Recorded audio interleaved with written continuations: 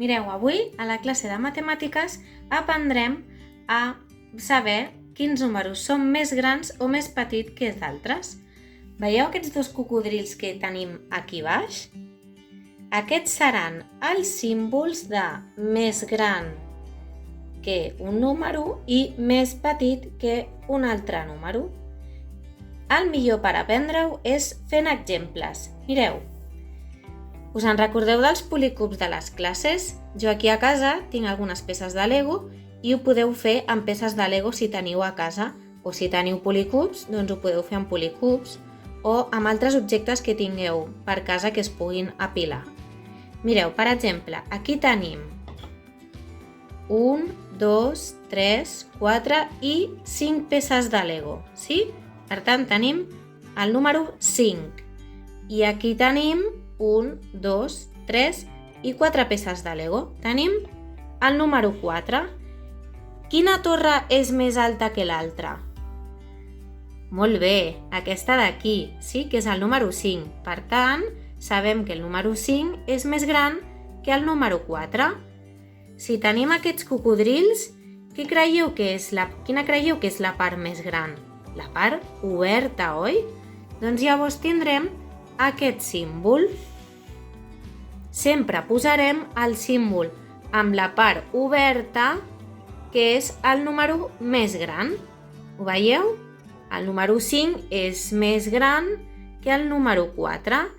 On hi ha la part tancada, que és on hi ha l'ull del cocodril, sempre estarà el número més petit. Sí? Anem a fer un altre. Anem a veure. Aviam.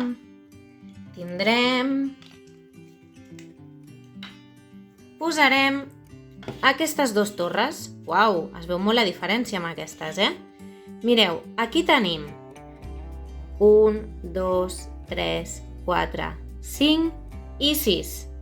Una torre de 6 peces, sí? El número 6. I aquí en tenim 2, 1 i 2. Tenim 2. Quina torre és més alta? Aquesta, oi? Doncs la part gran, aquest cocodril ens servirà? Ens serviria aquest cocodril amb la boca oberta cap aquí? Si diem que la part oberta de la boca del cocodril sempre és el número més gran, no ens va bé, oi, aquest cocodril? I si provem l'altre, que és l'altre símbol del revés? Ara sí, molt bé. Tenim que la boca oberta del cocodril sempre es menja la torre més gran, sí? La boca oberta del cocodril sempre és el número més gran, la torre més alta. I la part de l'ull, que és on està tancadet, petit, és on hi ha la torre més petita, on hi ha menys números. Sí? Anem a fer un últim. Tenim els dos cocodrils aquí. A veure quin haurem d'escollir. Si fem aquesta torre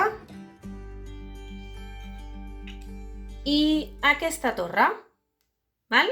Veieu aquestes dues torres? Anem a comptar. Aquesta torre té 1, 2, 3, 4 i 5. Té 5 peces, sí? Per tant, és el número 5. I aquesta torre en té 1, 2 i 3. Té 3 peces. És el número 3. Quina torre és més alta? Aquesta, molt bé.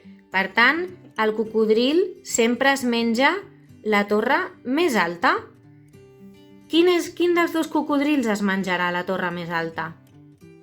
Aquest es menja la petita, no? Doncs haurem de posar aquest cocodril sempre amb la boca oberta a la torre més alta, el número més gran, i la part tancada de la boca, el número més petit, perquè tenim la boqueta tancada. Sí?